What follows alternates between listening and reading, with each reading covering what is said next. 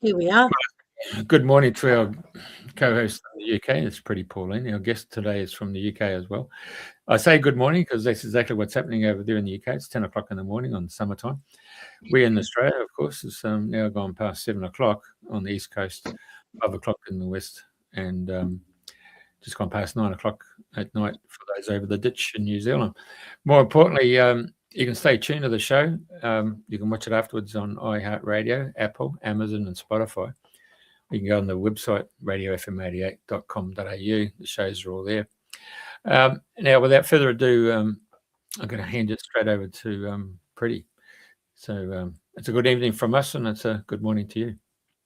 And lovely to be here again. Thank you very much, Jeff. It's great to be here, and it's very nice for me to introduce you to John Gilbert, who has a fairly colourful history. And he started his working life in mental health as a psychiatric nurse, so probably familiar with all the craziness that's going on and can easily pinpoint an awful lot of irregularities, shall we say. And then he went on to be an RAF engineer, so very technical and physical and precise work. Some boat building he's done in the past, and maybe I think it would have been about 6 or 7 years ago that he and I first met, when it came to well, what shall I say, just giving me some advice about the whole COVID situation and the legalities of it. And of course, he's one of the founding members of CABI, which is an acronym that we use for the Community Assembly of the British Isles. So welcome, John. Thank you very much for joining us. You've got there it is. Yay! Community Assembly of the British Isles. Are you ready to make a difference? So, John, are you ready to make a difference? Me? I've always been ready. Ever ready. Ever ready, that's me. So, how did all this come about, and how did your background lay a very good foundation for where we are now with the community assemblies of the British Isles? I don't think it lays a foundation at all. I was never spiritual. I'm not a sort of spiritual person, and I think we call them downloads these days, but it was quite a shock when I started getting messages that they were coming through visually to start with, and then I started getting more and more detail. And I was sitting in a meeting one day because we decided to start this community, and we were in a meeting of 9 people, and 2 of them were mediums. They were actually happy mediums, but I've never seen one else before. And then we had 2 were empaths, and it was like, do you know what it's like when before a thunderstorm, you feel all this electricity around you? And we felt that, and messages started coming through as if we were channeling them. And I was sitting there wondering why on earth people were crying and rejoicing and goodness knows what else, because I wasn't getting anything, but I was getting the messages through these people, and that was when I realised, no, I'm not really I'm not really that sort of person at all. I can't channel properly, but somehow I seem to be able to pick up the messages. And so how we were going to lay out the community assemblies, what we had to get to, but they didn't tell me the structure of it. And when we first started, now this was probably at the beginning, Pauline, when we had the community assemblies were being attacked heavily. So we had a lot of people trying to take us down, trying to stop us progressing. And from that experience, we were then able to work out the system which we've got now, which is doing everything with the power of 3. So to start a community assembly, you have to have 3 people in agreement to be able to do it. Yeah, we've progressed since then, but they took us. We'd gone to 173 community assemblies, and they took us right back to just 4. You probably remember that time anyway, Pauline, don't you? And it was just about everybody was hitting us. So we've worked our way back up now. We've got 227 in the British Isles now, but we've got others around the world as well. So it's starting to pick up again nicely now, but we could have been way further on had we not received all that other people's opinions saying that we weren't the right people. And time has proven otherwise. We're getting there. Yeah. I think what we're doing now is we've got the right people now. One of the things that we've definitely done is picking up the right people along the way. And this is about sharing. This is not, I don't like the limelight terribly much. And I've got to control my sense of humor sometimes because it gets a little bit out of hand. But the people you know that. The people that we've got coming in now are absolutely fabulous, incredible people. And that is growing virtually every day now. I keep talking to more and more people who are coming in and coming through. And I mean, one of the things that you've got now, you can actually see the website that's there. It's an incredible website. And Sue created all of that from scratch. There was no AI or nothing else that came into that. She's done it all herself.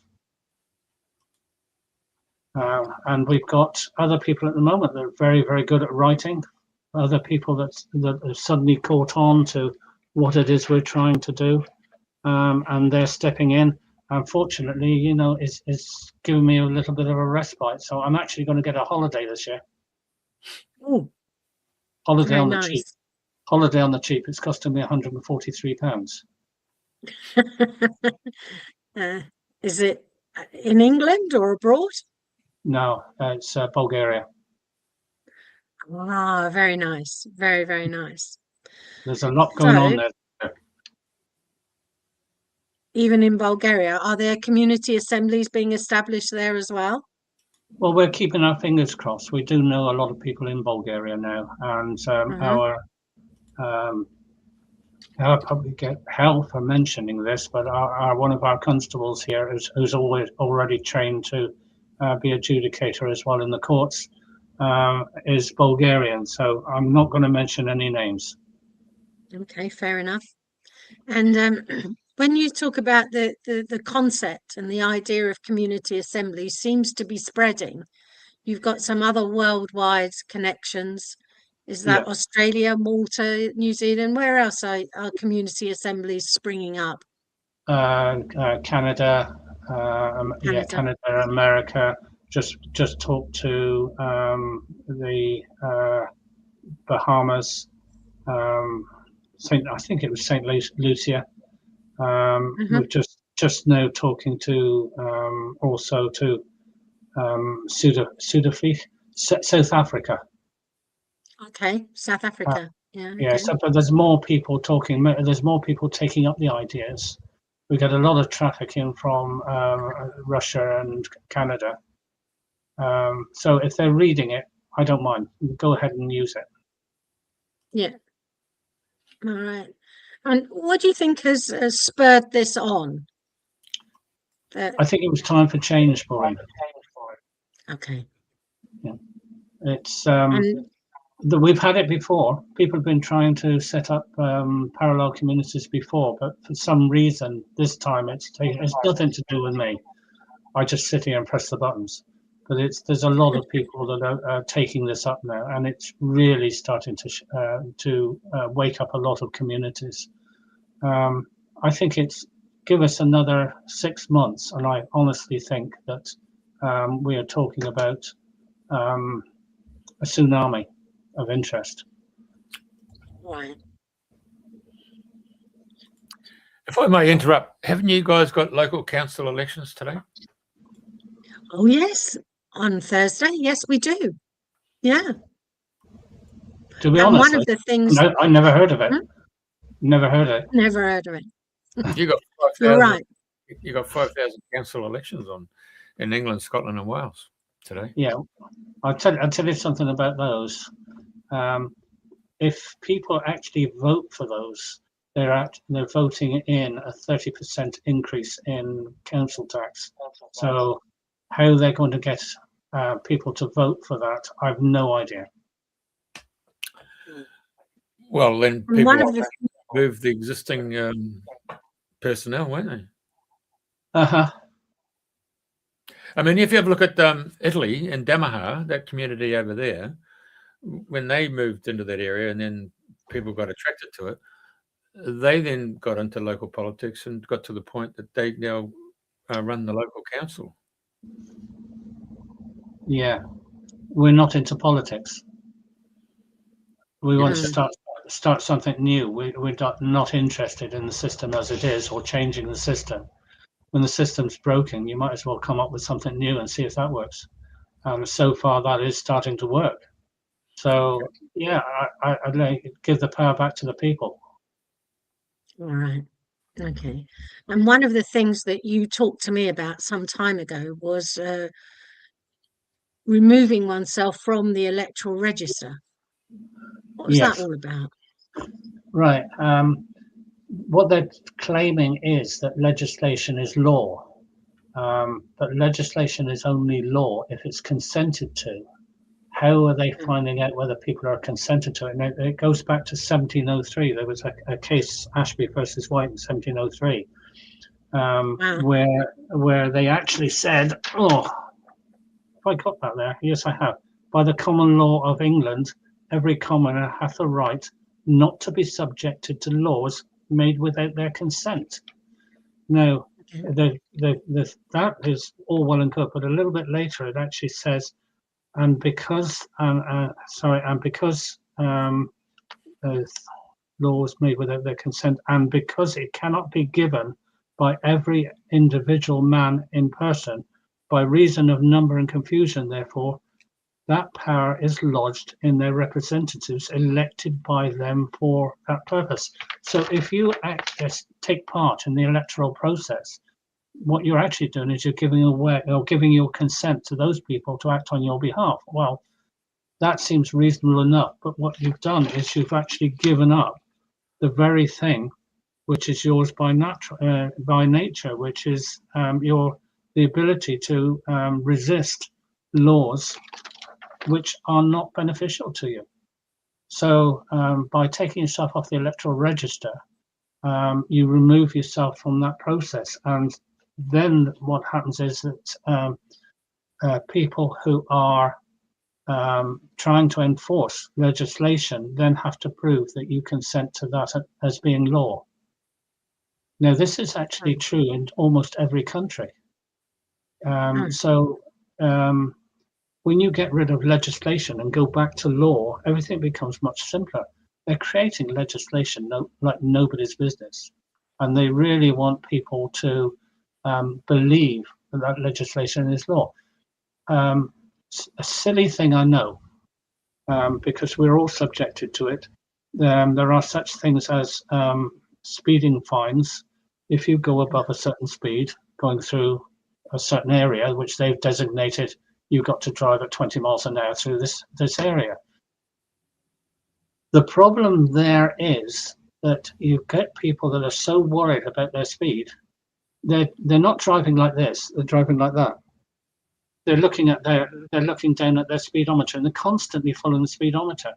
Now, at 20 miles an hour, you can travel very, very quickly. You can travel the length of 2 buildings. So if somebody were to walk out into the street at that time, you're going to hit them. You're not paying attention to the road. We think that there shouldn't be, everybody should be bound by natural law to do no harm.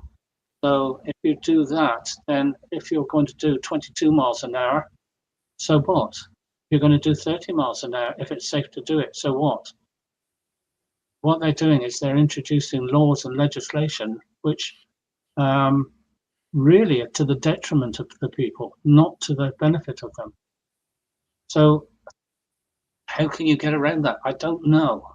It's a difficult one. Are you going to trust people to do the right thing? Always be under natural law. So when they join us, they swear to natural law, but they also swear not to follow legislation. So we go back to law again. And was any harm done? Yeah. Okay, right. Well, you've got to make recompense for that. Was no harm done? Well, why are we bothering if there was no? Yeah. No harm. Okay. So that's the council elections, and that even Theresa May in this country repeated many, many times that we only govern with consent. That's the whole of the Commonwealth. That's the whole of the Commonwealth. Yes. Yeah. Yeah, and that includes Australia as well. Yeah.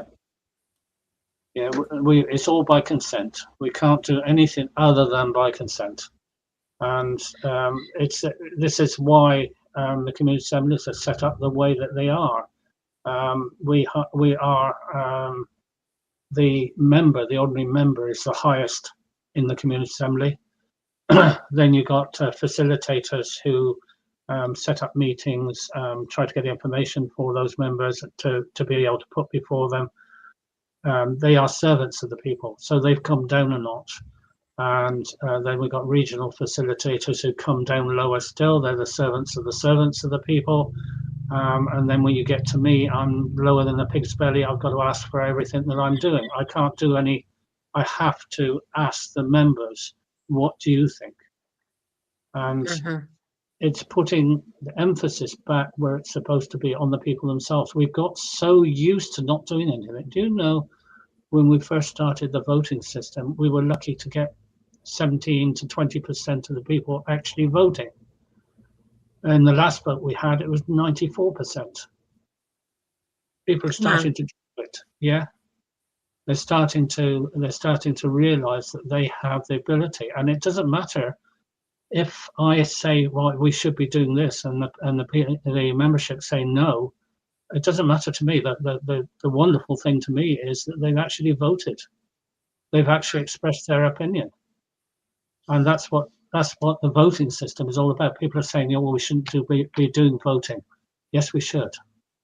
Let's get people expressing their opinion and overall taking control of their lives.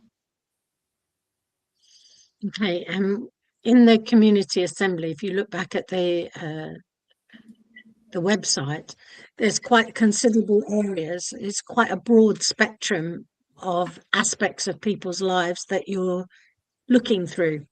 If we look at the top there, what have we got? I'll have to see it myself.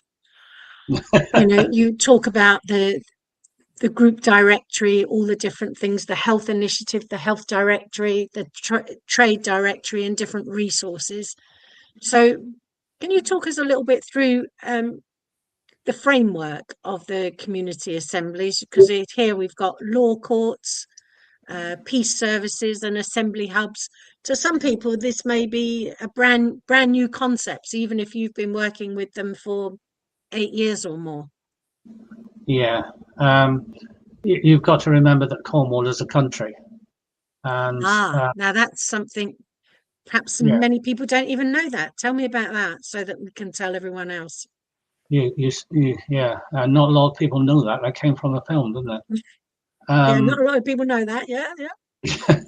The 1508. Well, Cornwall's always been a country on its own. It was originally, if you go right back, it was known as the Isle of Tins, and Isle of Tins.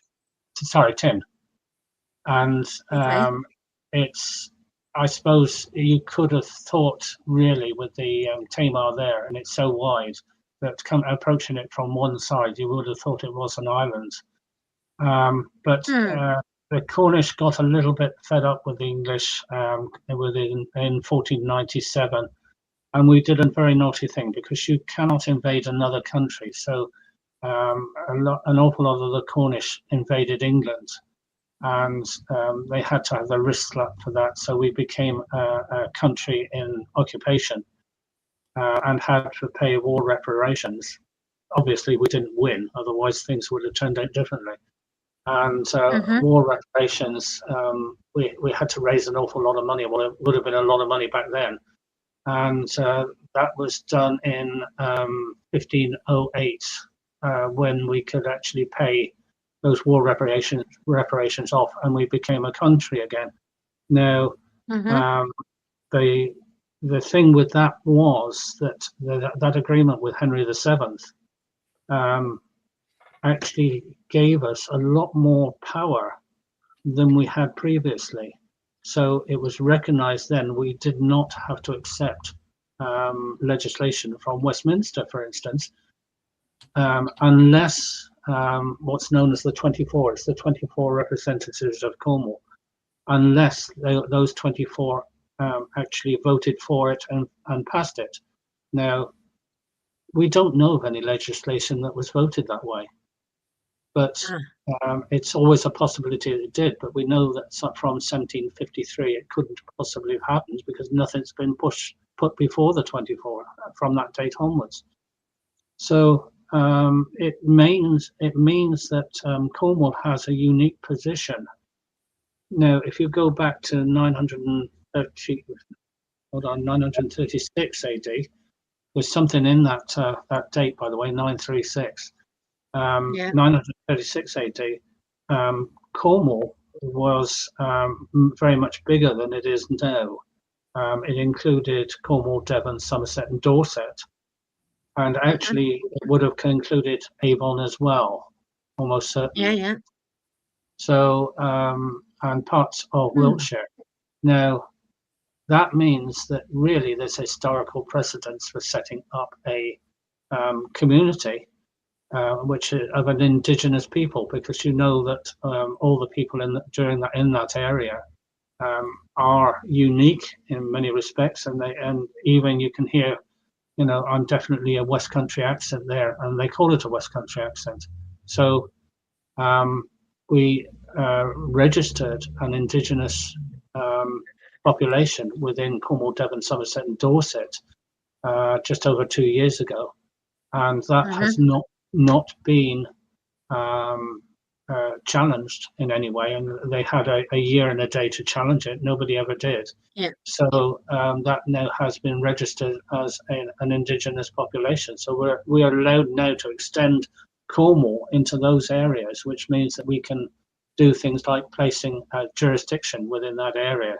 So jurisdiction actually means that if you go back a long way now to Alfred the Great, a jurisdiction, if you put if as an area you can put 300 people together, as they say, shoulder to shoulder. In other words, you can field 300 people who can help with the defense of the realm.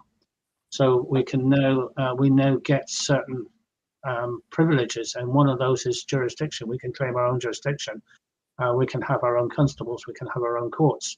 This sort of thing. So it does allow us certain things. So we've got now Devon, which is very, very close to having its own jurisdiction.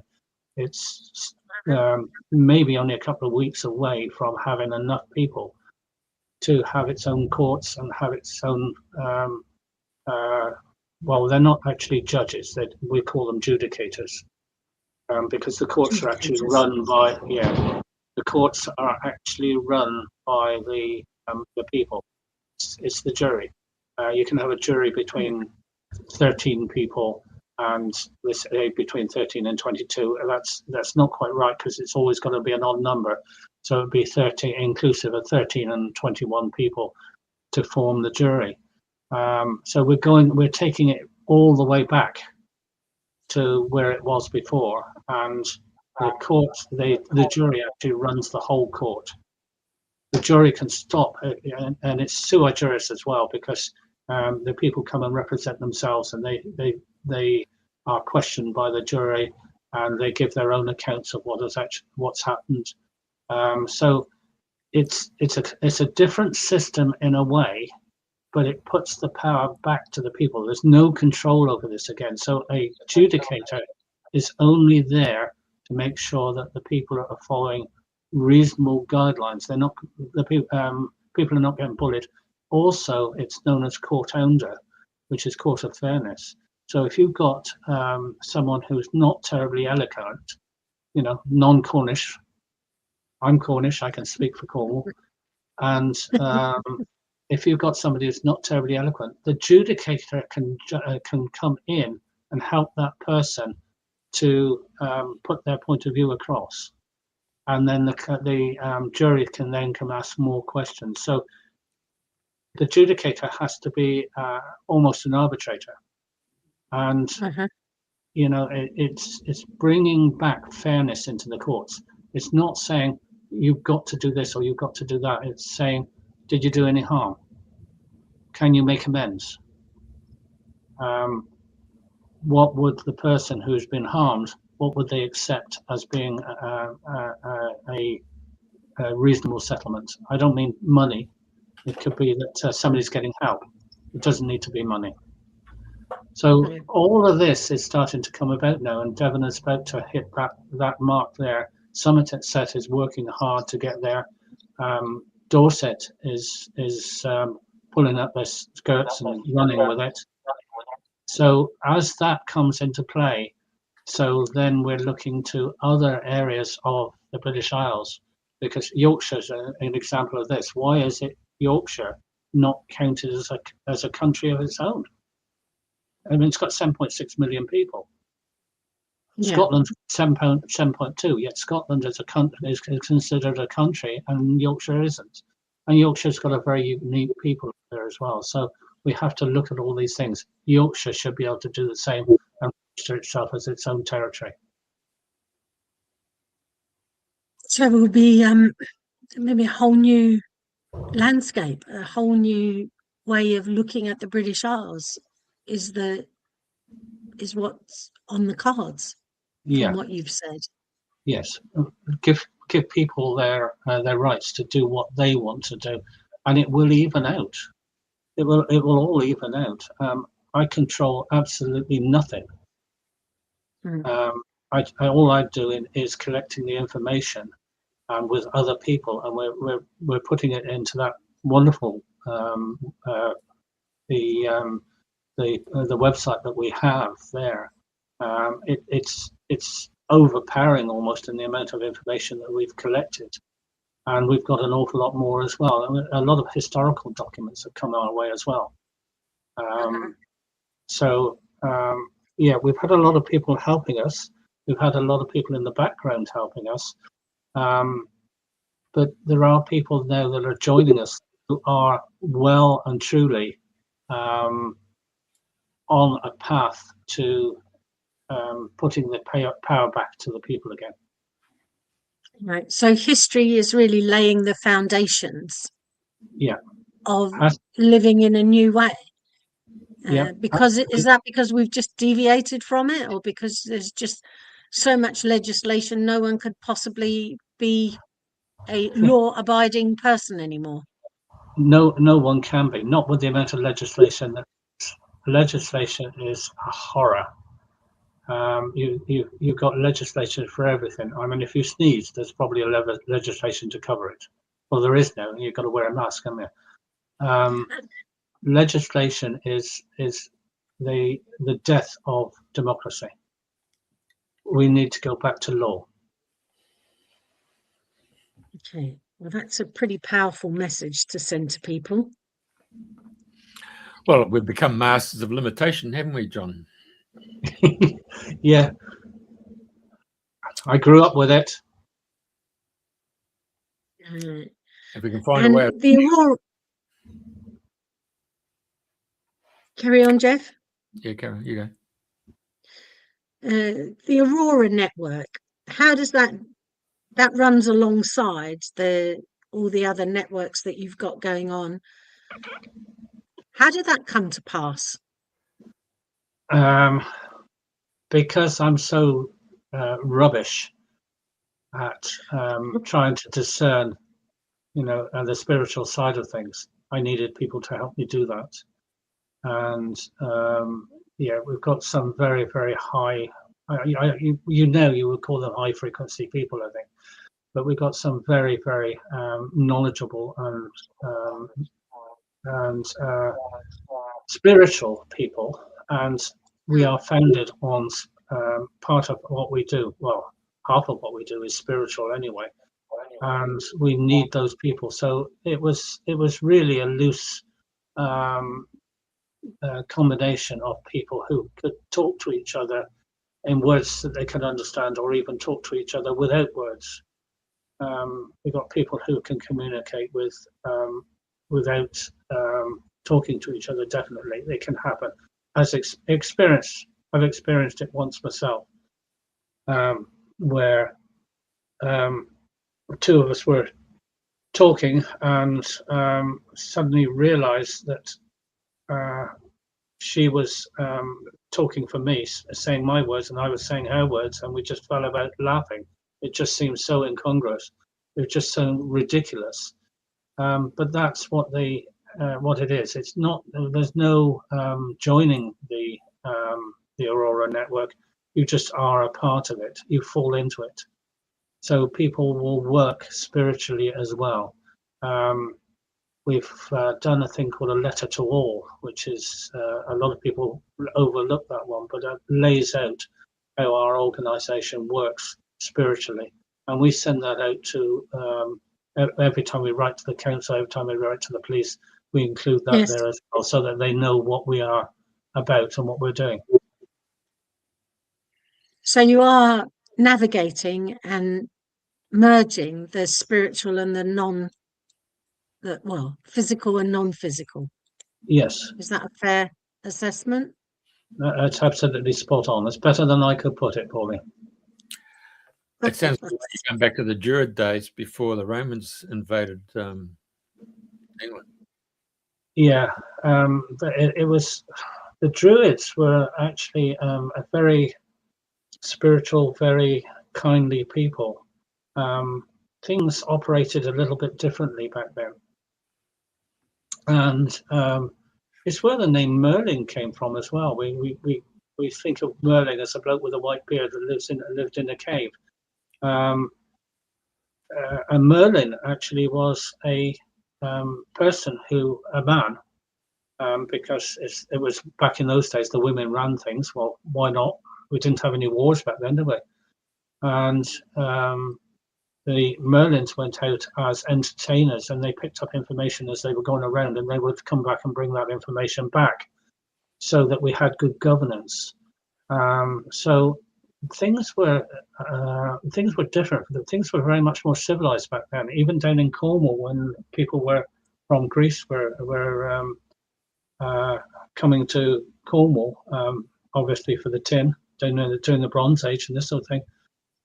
Cornwall was known as a very civilized country, but we still carried on the same things we were. We didn't have really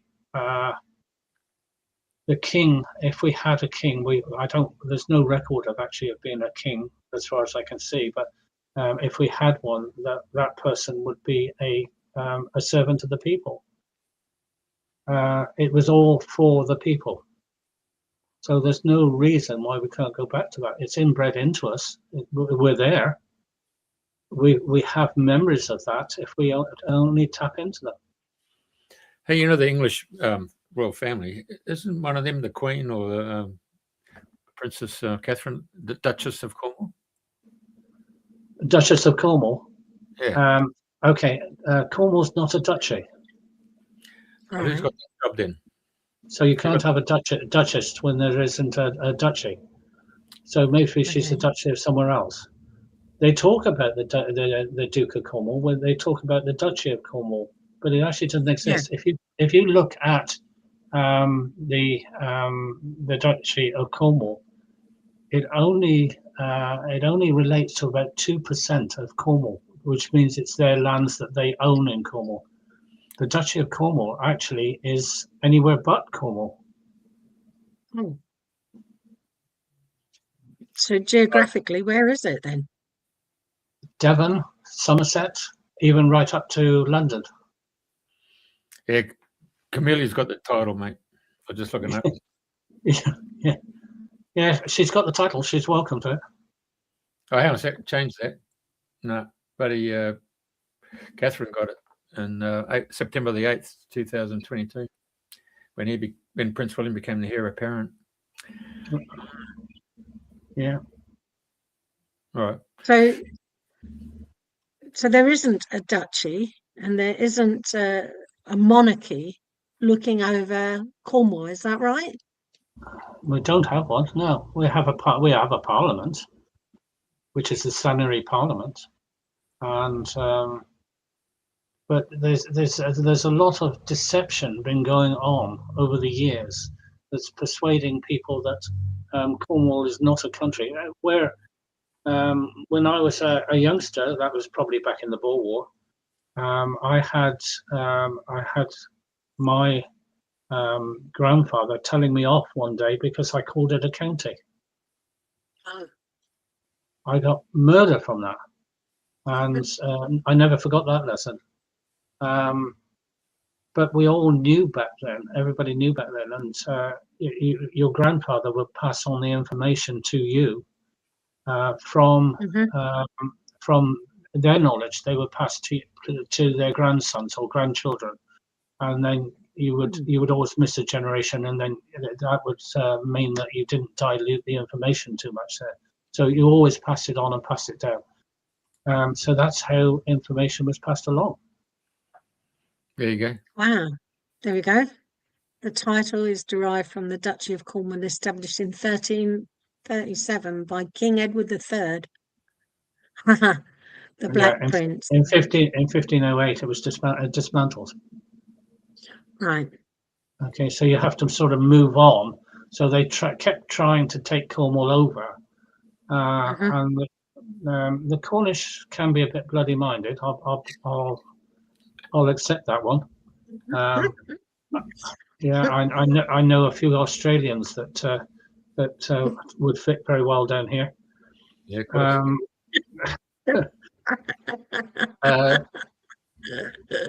Yeah, mate. Yeah, do you know I had a sat nav, which was an Australian sat nav, and I got caught out so many times with the sat nav. I was going down a road one day and it said Chuckayui, mate, and I thought, I don't know of anywhere called Chuckayui.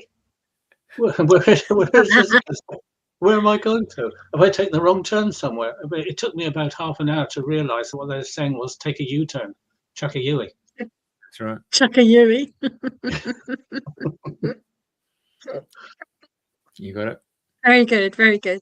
The Peacekeepers initiative that you've got with the community assemblies, can you tell us, elaborate on it? What's that all about, the Peacekeepers? So they're not policemen, or they're Peacekeepers? What do they do? Do they act like a policeman? What's the correlation?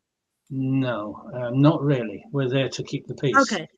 Peacekeepers Peacekeepers is a group formed by Mark Horn, and I met Mark Horn on a Cornish beach, and by the time we walked across that beach once, we were completely aligned with each other, and we've been using much of his, in fact we use his peacekeeper training to start the training going for our constables, our peacekeepers and constables.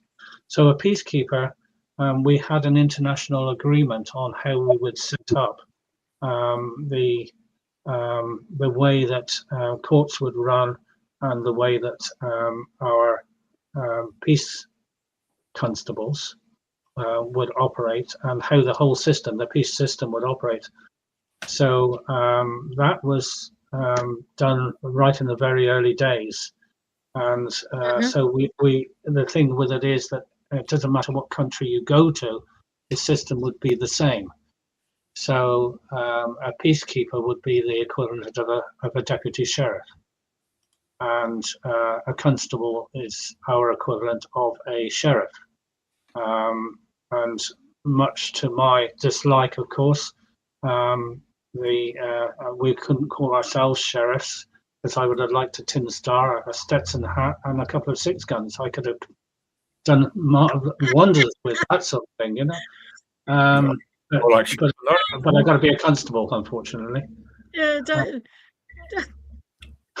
you do what you like. It'd be great. I'd love to see you in a Stetson and a tin badge. You know, sheriff comes to town. Sheriff John Gilbert. Here we are. Go for it.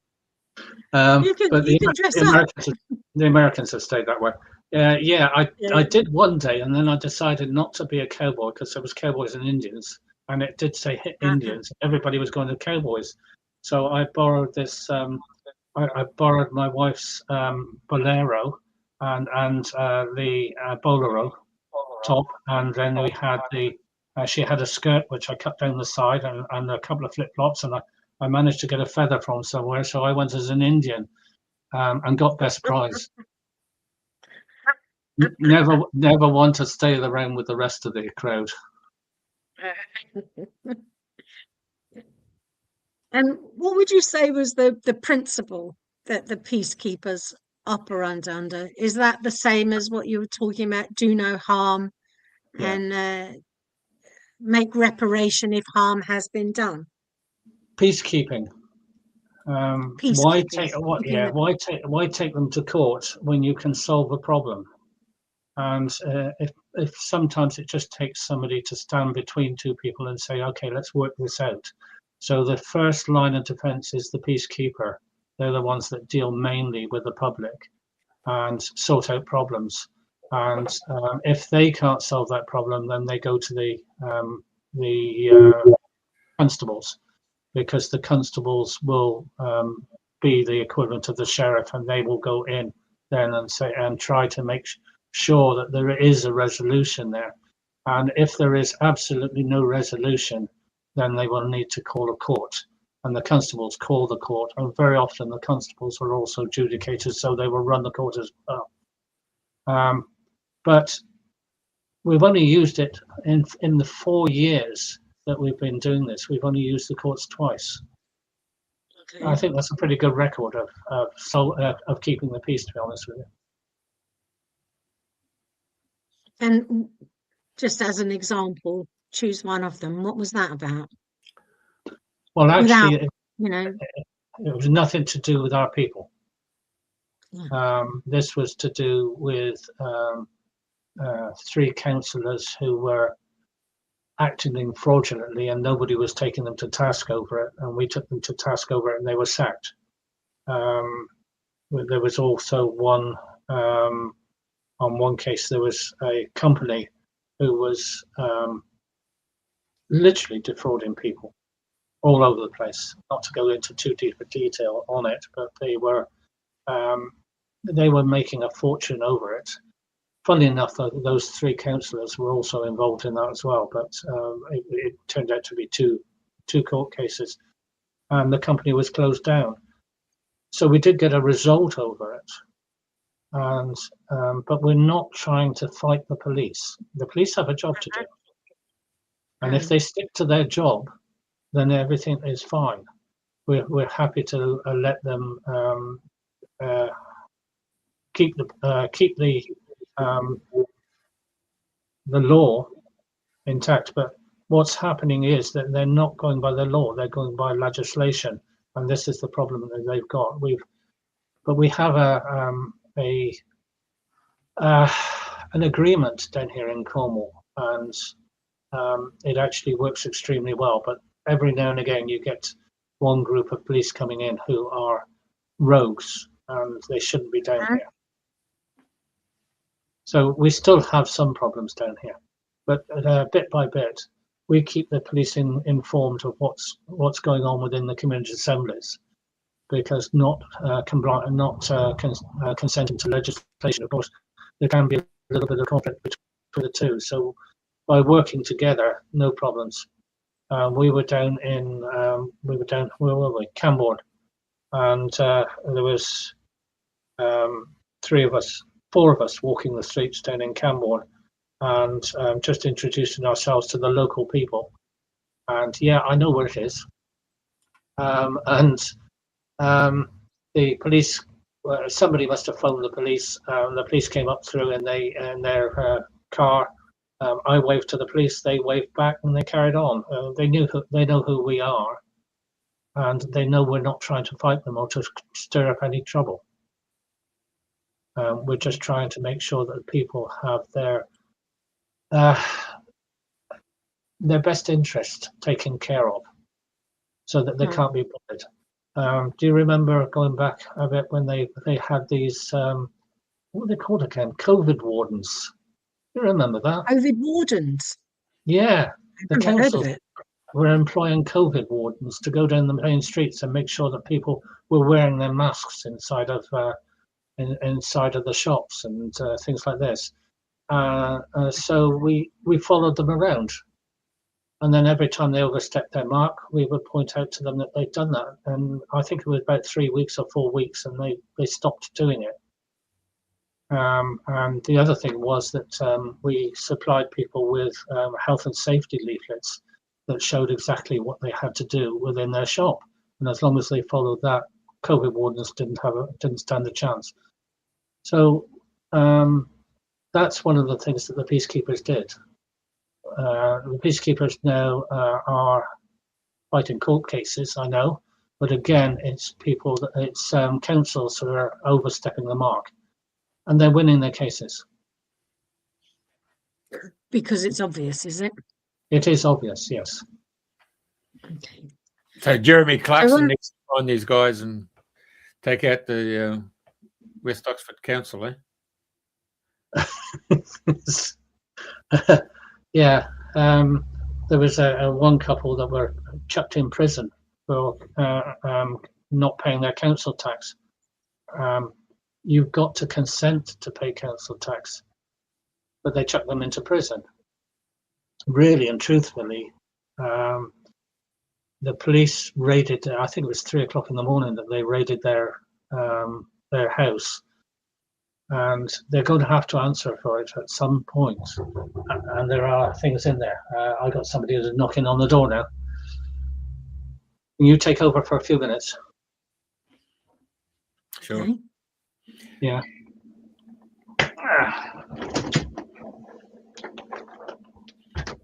The benefits going live. Yeah. That is it, isn't it? Yeah. We can't stop people knocking on the door.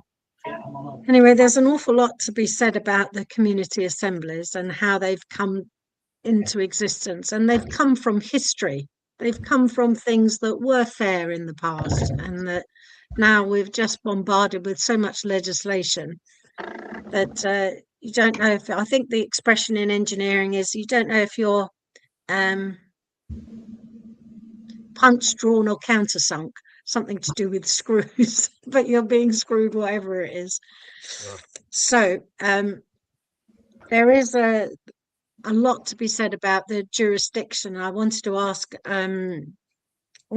John about that he talks about how we can claim our local jurisdiction and build a future where Earth is truly home to all of us, free from constraints of the old system. So how do we claim our local jurisdiction? It seems that Cornwall is in a unique position to be able to claim it because of historical facts of King Henry and those sorts of things. But for us, perhaps for other people, how would they go about claiming their local jurisdiction, and then we start to build from that for ourselves in local communities? Well, it's historical facts in Cornwall. It's probably hysterical facts everywhere else. The way to claim your jurisdiction is to go back far enough where you've got this 300, where you put these 300 people together. So if you've got 300 people, you can't do it on the internet. It won't work. Right. You've got to have 300 people standing shoulder to shoulder, going to meetings and deciding on their future that way. When you can do that, then you can claim your right to jurisdiction. That jurisdiction has never been removed. It's just been buried. Mm-hmm. So you can, and that's being taken up all over the world now. People are starting to take that up at 300. Actually, it's 300, 600, because at 600 you can claim the right to your own territory. So you can be a territory within a country. This is a right which has never been taken away from us. We're allowed to do it.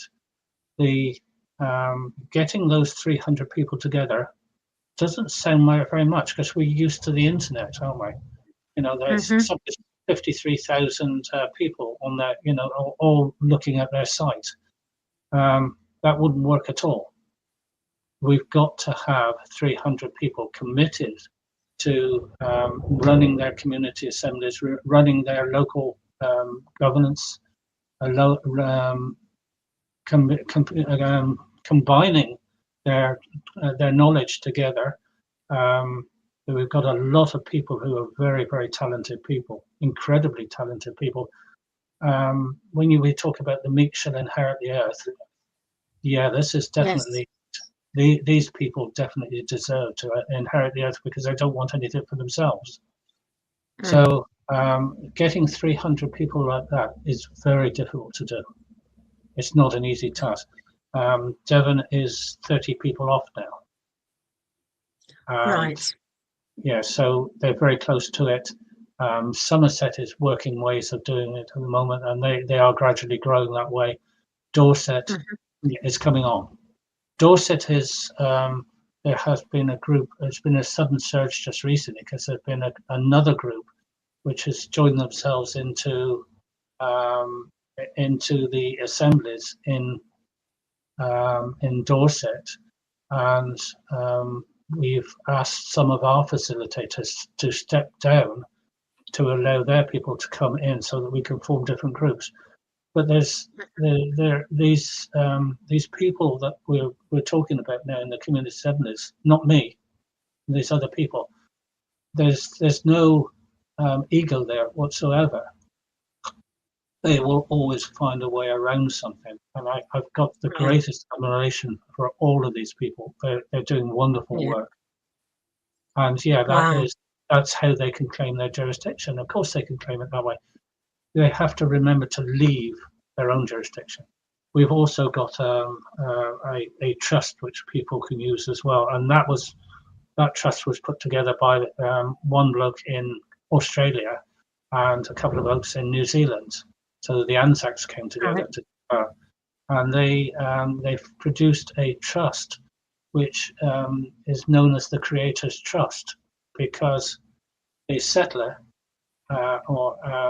or grantor, whatever you're going to call the chief trustee, is God.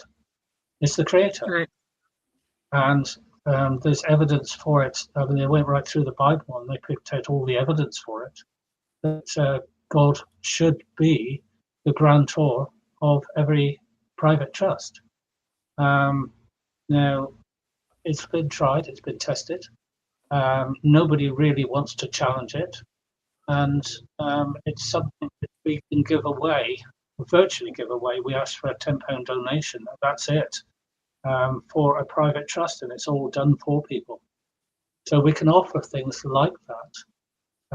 But I just want people to come in with their hearts open.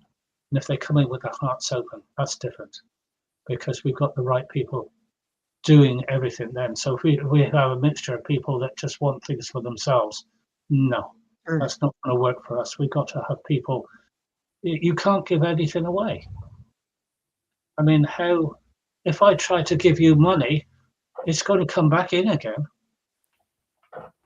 There's an expression down here in Cornwall that the tide don't go out but comes back in again. If you try to give things away, it always comes back to you in one way or another. So if we've got people that just want to do that, just want to actually, I'm going to just,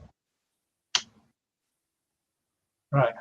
I had a light on here because the sun was shining through so strong. If you've got people that are helping others, constantly helping others, and some of them are wearing themselves out sometimes, people who are constantly helping others, then what they get back is they get back tenfold. I don't say in money, but what they get back is tenfold. And yeah, we've got so many people like that. You know, I might be on the phone at 7 o'clock in the morning, trying to shave at the same time. Okay. But yeah, so we've got lots of people that are talking, going to meetings. I've got to go up and do a wedding. I think it's in July. Not my wedding. No one would have me. Oh, tears? No. Stop it. Stop it. Yeah, I'm not going to get any sympathy from Jeff, that's for sure. What's your expression? Is it "I do, yes, dear"? Isn't that the whole concept of marriage from Jeff? I do, yeah. I do, yes, dear. Yeah, I'll remember that one. Yeah, it's very good. I remember it too. John, is there something particular about the number 300? No, maybe you've said it and I've missed it. I haven't picked up on it. No, it wasn't. It was just 300 was considered a reasonable number of people in a county, in order to, or a county or an area of the British Isles, which we didn't really have counties back then.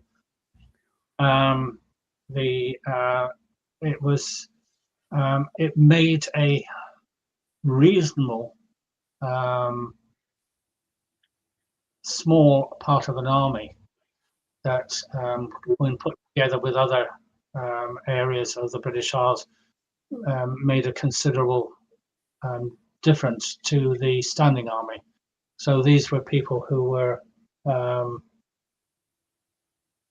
going out. They were territorials. They're a basic form of territorial. So they were going out and training and doing things, and because of that, then they got these privileges.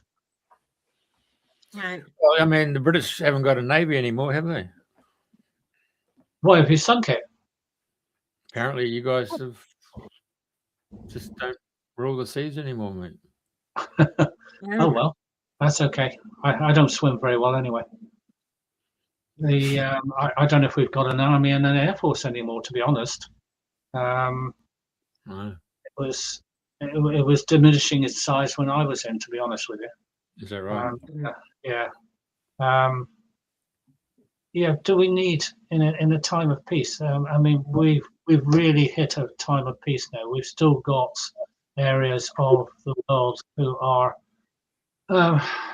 causing problems, but it's mainly to do with money. It's always to do with money. Because I've never met anybody who wants to kill somebody else. I mean, there must be people like that around, surely, but I've never met one. And I don't think we need more than a peacekeeping force anymore now. That's it. It's the day of the big army. I think it's gone. Well, you know, you guys have had 007. He's got a license to kill. State sponsored. License revoked. Yes. Every state's got them. Every country's got them. State-sponsored actors who do their job. Yeah, I think that's the old system that's slowly disintegrating. I really don't think that system's going to last too long, but we don't want it to go down too quickly.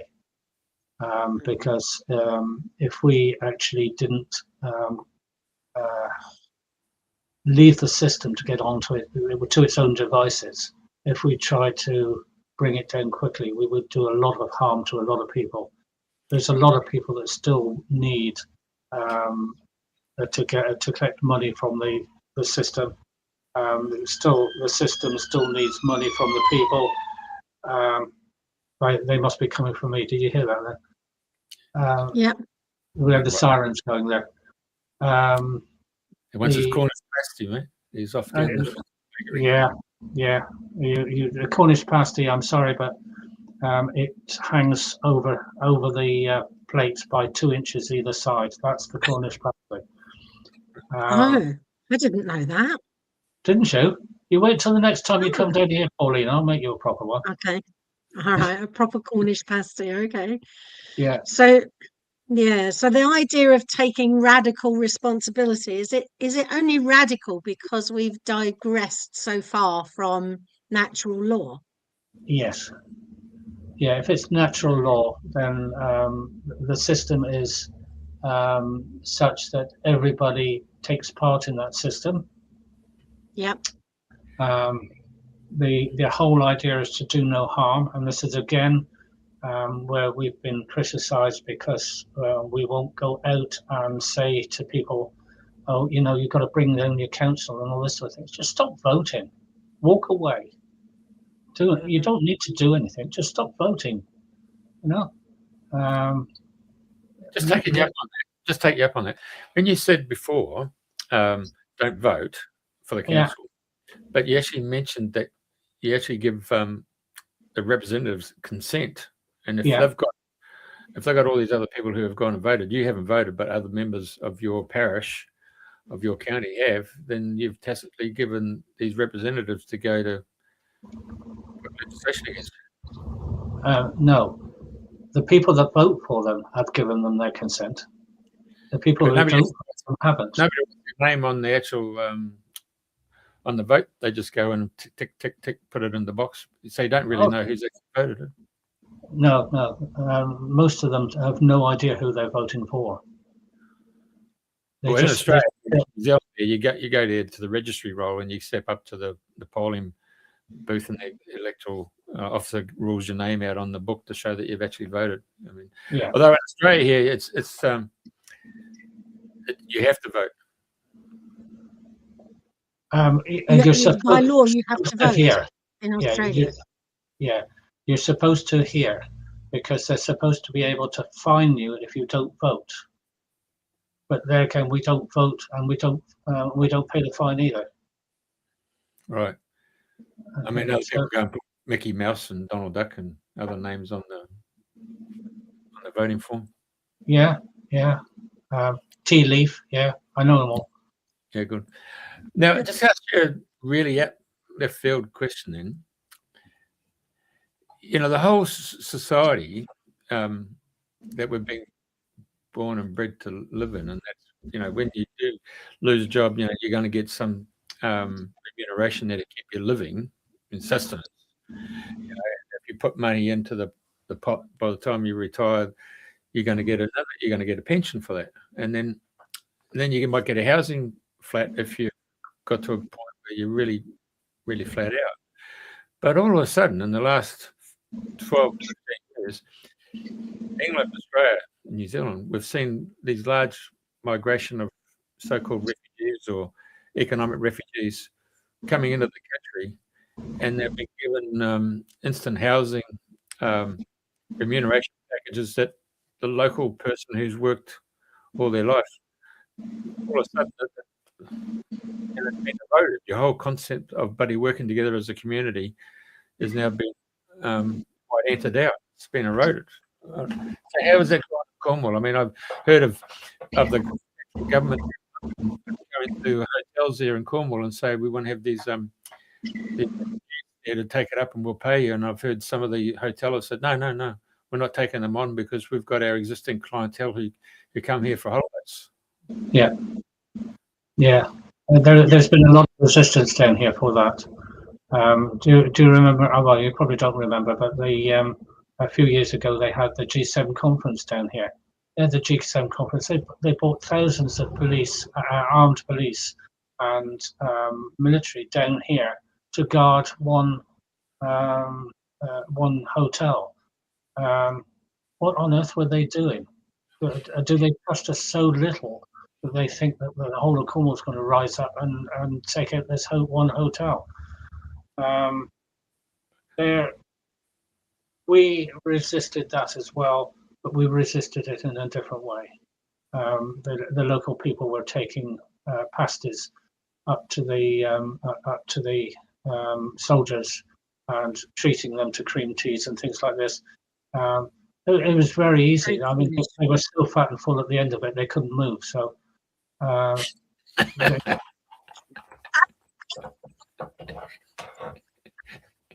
but it worked. They were grounded, were they? Grounded in pasties. That's right. Yeah, yeah. You'd be surprised what you can get into a pasty at that size. Yeah. It's a shame they never sent the Glen Eagles Hotel down there in outside by Torquay, where the boys from John Cleese and Bill Oddie and Graham Chapman and all them, Michael Palin turned up at that hotel, which became the birthplace of Faulty Towers. They should have put it. Oh, yes. Very British, very, very British. Yeah, we don't really take much on down here, to be honest with you. We've got our own way of doing things, and it's just a matter of, at the moment, we're no different to anybody else in the British Isles. The whole of the British Isles used to be very much the same way at one time.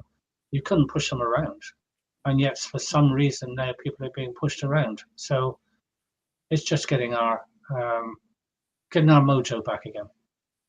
Well, we've seen that with Jeremy Clarkson and his farm and what's going on there. I mean, it's shown right in front of everybody around the world how farmers, the lifeblood of any community, have just been segregated to the point that, I mean, in Australia here, a lot of farmers top themselves off. Yeah. It's not a very pretty sight. And now the ones who actually create, they produce. That's the best thing. And when you start hammering the people who actually produce to the point that anybody who's got an academic sort of lifestyle who says, oh, you got to do that and do that, it's just terrible. It's terrible. But I have to say, there is some light in the end of the tunnel, mate. There's some light. Yeah. Now, I've been working with Mr. Grok. That's Mr. AI Grok. Yeah. Mm-hmm. And of course, it's got a bit of a bent there towards engineering. You can ask a lot of engineering questions and stuff like that, electrical stuff. You can talk about nuclear power. You can talk about a lot of things. Most important subject. I brought up the subject that on my walk in the morning, I met a teacher. She teaches grade 12, which is probably your last year high school in your place. 16-year-olds. Yeah, exactly right. She failed 5 of her students on their paper because it was all AI driven. Yeah. I said, how did you know it was AI driven? Oh, we've got another software program that tells us it's AI driven. I said, is that right? So anyway, I took it to Grocky and I said, this is going to be interesting. People, if the kids are doing that, why do they have to go and do a university degree and spend 120,000 or whatever it is for a 4-year university? He said, you're right. He said, they can get their answers within 10 seconds. They don't have to go 4 years and do it. And so Grocky told me that the elimination of academic souls, and particularly in universities, is just going to be a gravitation pull. It's going to really pull from within, and they're just going to, they have to really think, and they have to be short-term courses. These really long STEM courses, photographers, musicians, anyone in promotion, marketing, and advertising, those jobs are all going to go. And it's going to be very quick with this AI. It's just unbelievable. Yeah. Wow. So once that class of public servants is taken out of the equation, we might get back to where you're coming from, John. And so, the universe provides another solution, and it's been growing from the roots up. So I take my hat off to you, John, and your group of spiritual people who've come together and networked and put this all together. It's just not the UK. We've got people in Australia and New Zealand who have met, who are really into it. Yeah. We have our own AI. Yeah. It's someone up there. He sits up there and looks down on us and makes sure that we do things right. It's definitely a man, is it? No, actually, no. It's neither male nor female. Androgynous. Fantastic. Yes. Yeah. So really what you're saying, Jeff, is that David Edelman was on the show some time back, and he has a very good definition of academic, of no practical value, of no practical use. So we're going to go back from what you're saying. If you take out all the thinking about things, the academics of it, we'll get back to grassroots. We'll get back to being practical, digging the land, doing practical things. Well, that's what AI said. And The jobs will yeah, be tradies, farmers. yeah, So even people involved in the medical fraternity, they can be robots. yeah, yeah. Because there's all this remedy does that X, Y, and Z, and it's an equation. 100%. You can see that on Star Trek with the bloody tricorders back in the 60s, to the point we have that in our little hands now with a bloody mobile phone with apps on it. Yeah. There was, so Back to the Future. Well, we're really there was one where a hologram was the doctor, wasn't it? Yeah, exactly. Hey, a couple of weeks ago, I went into Brisbane. I went to a holographic display of the Giza Plateau with the pyramids. And yeah, you went for 48 minutes, and it cost about $1 a minute, but you put on the big full headset with surround sound system, and you have to sign all these waivers for bloody loss of balance, dizziness, just peripheral vision is completely different. And so they do it in 20-minute increments, but there's little batches go off. So my batch was the last three, as a husband or wife. You put it on, they say, can you see your other cohorts? And you see them as a white ghost with a hula hoop around their waist, so you know that you're going to get close to them. And then when you come into a wall or a pillar, it's got like the concrete mesh. So it's like a mesh thing, and it's red, and it tells you you're coming close to it. And sure enough, you put it on, and then you step, and you got these little arrows, and you got footprints, and you go to the pliff, and then the holographic guide turns up. She starts giving you the educational tour of the pyramids, and then she asks you to turn right, so you walk, and you've got to go within the blue alignment. Next second, they vibrate. They levitate. They take you up to the 8th row of pyramids, and then you step inside, and then you go up through the great gallery on a vibrating slab, and then when you get to the king's chamber, she said, "Oh, you got to shift yourself through to get into the king's chamber." So the husband and wife team, they're following the guide, crouching down and going under. And I'm thinking, that's a good. It's just a hologram. Walk straight through. Anyway, I tell you, it is the most impressive. I am telling you now, it is the most impressive. 360 degrees. You see the whole perspective. Takes you up into the top of the pyramid. You can see the desert. You can see the Nile. You can see the whole Cairo. You can see the other. It is a fantastic educational. If it ever comes out to the UK, I'm seriously recommending as an educational tool. It's just unbelievable. And you come back out, and you get a tap on the shoulder, and you've got to, well, what's going on here? Because you haven't seen that person, because they haven't got a headset on. It's the actual person saying you're finished now. You can take the headset off. And as you walk away, you think, Christ, are we in a bloody simulation as well? Are we living in a simulation? It's a real does your head in, mate, I tell you. Anyway, sounds like fun. I digress, but I have listened to John, so I've just saying very good digression. A simulation within a simulation. Yeah, well, that's in Leonardo DiCaprio, isn't it? In Inception, they went through 4 different dream states to get the guy a message from. So when he come into the waking world, he would change his tune on a certain project. But we're talking about AI and the effects it's going to have on our communities, both local and countrywide and globally. So I think John is at the cusp of engineering the fact that when it decays and it's going to self-implode, it's going to go into a black hole.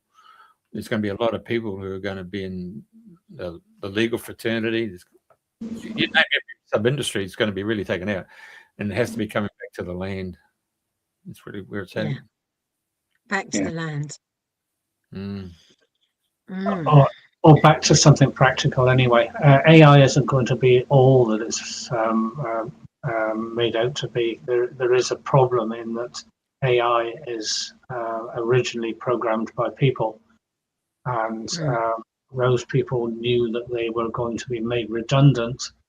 So there's an awful lot of AI programming that should never have been in there, but they messed it up something rotten. And so what they've done now is they're fixing AI by using AI. Yeah, that's right. And all the mistakes are in there, and they're getting doubled up on there.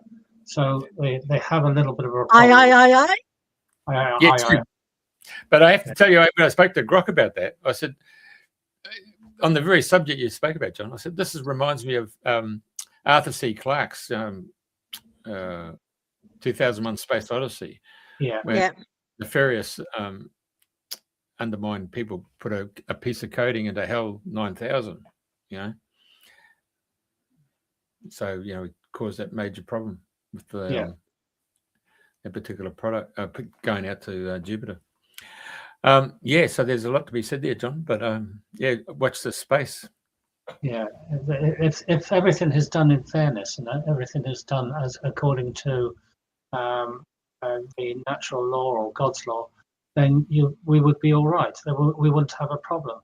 And an example of that one was when we were talking about the farmers earlier on, and there was a government department that came along to somebody's farm, and they were going to close this farm down because they were using they weren't using human fertilizer. They were using cow dung on the farm, and that was not allowed according to their rule books. And the police accompanied these people to close this farm down. And I talked to the policeman, and I said no, and I told them that the people that they're talking to at the moment don't consent to legislation, and therefore they have no way of following legislation because it's not part of their system. And I spent about 20 minutes talking to this constable, and he got it every way possible. And he escorted this government department off this bloke's land. There's good people out there in the police as well. There's good people all over the place who are helping people to live their life as they should do. And they understand. So, you know, it's putting everybody into one category and say all these people are bad. No, they're not. We've got to look for the good in people as well. So he probably understood the fact of consent. And he did. Probably understood that. Yeah. Yeah. In fact, we've got critical. Yeah, we've got police now joining community assemblies. So this is where this cooperation can overlap. And if the police actually understood everything that we're doing, they wouldn't have any objection to it. So I think we're taking on people now who are who understand what we're trying to do and what we're trying to do, what we're going to do. I don't think it can be stopped. What's happening now is the amount of people we're talking to. It's like a tsunami. I mean, I get up in the mornings and I've got to get up at about, if I want to be able to get through my ablutions, I've got to be able to get up at 6 o'clock. I probably haven't been into bed until 1 o'clock. It's a lot of work to do, but I've now got so many people that are doing the same thing that we're now having morning conferences at about 7 o'clock in the morning. Right. Well, good. So there is a coming together and a movement that is really fantastic, coming unparalleled or paralleled to what's going on. Yeah. So there is a parallel society, quietly, unobtrusively, just getting on with it. Yeah. And building. I made a leaflet. I think this was again about the time that you came into it, Pauline. It was, and the leaflet I was handing out was called the Quiet Revolution. Yes. Okay. It doesn't need to be anything other than just say no. Just say no. That's interesting. Quiet revolution. I'd love to see that because, interestingly enough, that's the beginning of the natural life system that I've been following for some time. It is a quiet revolution. It's an inner peace that brings about a revolution, as in a complete turn away from that which is unfair and unjust. our mind, we have so much power in our mind. We just need to let it go. We just need to let it take over what the teaching that we've had before. I was a wonderful person took me out to Bulgaria and took me. This was last year. Took me to the Rila Monastery out there, which was the seat, I suppose, of, I hate to call it Christianity, but that was where it mainly started from. And I was standing there at one place and I just burst into tears and I couldn't stop. And in the end, I was taken out by this person who I'm not allowed to mention because she will murder me, and came back to, we got outside and she calmed me down. And then she said, I've got to go back in and try it for myself. And she stood in the same place that I was standing at, which was in front, we found out afterwards, it was in front of the shroud, which was the shroud for the person that started the whole monastery. And the same thing happened to her. And the wonderful thing about it was that afterwards, I have a terrible fear of heights. I can't go anywhere near the edge of a cliff. Honestly, my legs just give way. I hate flying, not because of that, but because I don't like being shut in. And there's a lot of sort of bits and pieces that I had that I couldn't shake. And after that experience, about 2 days later, we were up on the mountains, and I was looking at the view from this mountain. I found I was closer to the edge of this cliff. It's about 1,000 feet drop. I was closer to the edge than I would normally have been, and my legs were fine, no problems at all. And I walked closer and closer, and then I gave a rendition of I was doing tap dancing on a rock right on the edge of the tap. I had no fear whatsoever. It had gone. And on the flight home, exactly the same thing happened. I had no fear at all. And I don't think I've experienced fear since. And this is what holds us back, is fear. Mm. So there's the quiet revolution. That's the quiet revolution, yes. Mm. So anybody goes to Bulgaria, visit the Rila Monastery. Rila, R-I-L-L-A. That's it, that's the one. Okay, Rila Monastery, here we come. Yeah, Jeff's going to have a problem, but okay, we'll throw a lifeline out to it. I'll just go astral travel, check it out. Astral travel, okay, yeah. very good. Astral travel will do the job.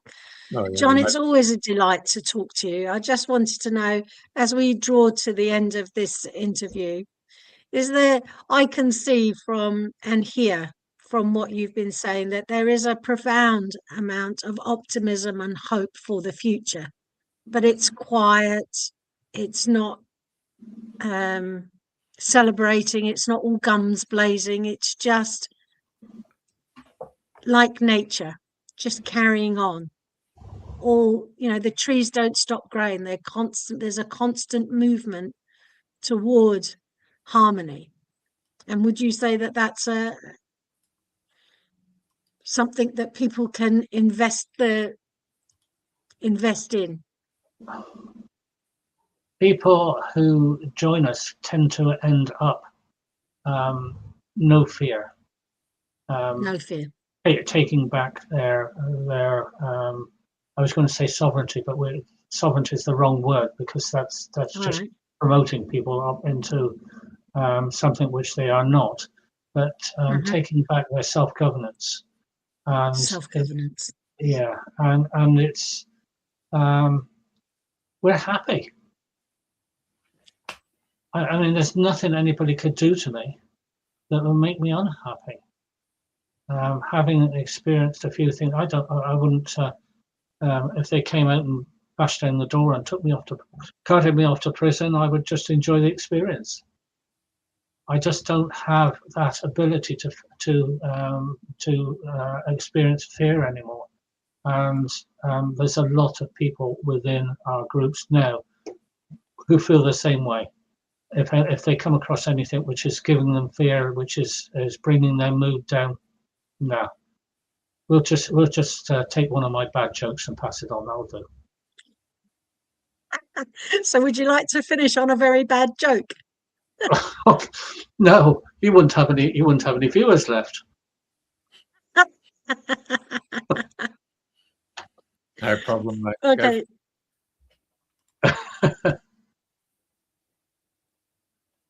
Is that it? Okay. No? Is that the joke? No. I'm not going to bore you with any of my jokes. They're spontaneous anyway. I usually forgot about them about 2 days later, so I can never remember what I said. So you haven't got a book of jokes. No. So there's a great to listen to you, John. I feel so delighted to have joined CABI. You make so much sense to me. Very good. Well, that's not a joke, but that's and I want to do more for our community. I'm a facilitator on Portland. Do you know where Portland is? I think that was for you, Jeff. Dorset. So the momentum is there, momentum's building, and well done for you for grounding it without being too etheric and spiritual. But people who do work and put everything in place, the engineers are essential. Yeah. Well done. Donald Duck lives in Portland, doesn't he? That's why they call it Portland Bill.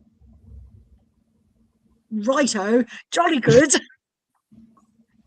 Now you've got your bad joke. Very bad joke, yeah. Very good. Thank you very much for joining us, John. It's a delight, and keep on doing what you're doing and keep spreading the word. And we'll meet in a parallel universe not too soon. And lovely to meet you, Jeff. Yeah, you're welcome, John. I'll send you the links. Thanks a lot. Okay, that's great. Thanks. Okay.